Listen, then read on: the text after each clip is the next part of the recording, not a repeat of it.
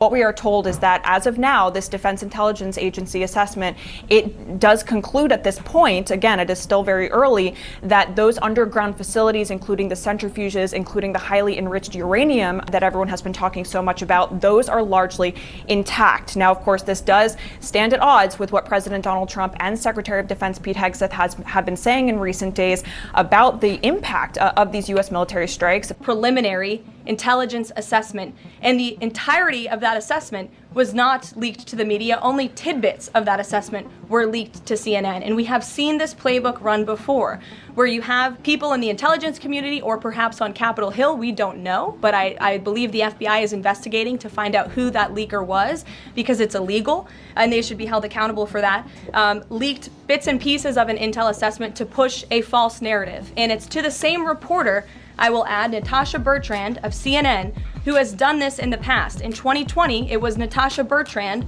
who had 51 intelligence analysts falsely lie to her, but she still put it on paper for some reason, that the Hunter Biden laptop story was Russian disinformation. We all know that's not true, right? We can all agree on that now. That was a lie from the intelligence community. Also in 2020, this same reporter, Natasha Bertrand, wrote that a top intel agency ruled out the man-made lab leak theory of the coronavirus origins. Again, the president was right about that. This reporter wrote a lie from the intelligence community to seek a narrative she wanted to prove, and guess what? We now know that's the truth. Also, in 2024, Bertrand pushed the suckers and losers hoax. She also pushed the fine people hoax, which was taking the president's words purposely out of context. And then last October, and I believe this is notable, Natasha Bertrand published an article in Politico from the intelligence agency. She said that John Ratcliffe was speaking without any evidence when he said Iran was attempting to undermine President Trump's presidential campaign. And then we, of course, found out that was absolutely true. In fact, the Biden administration declassed an intel report which said they had high confidence that Iran had done exactly what Ratcliffe alleged. They did run an influence campaign to hurt President Trump's candidacy. In fact, we know the Iranians tried to take President Trump's life.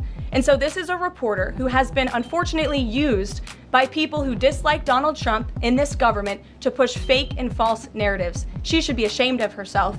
And that's not what reporting is.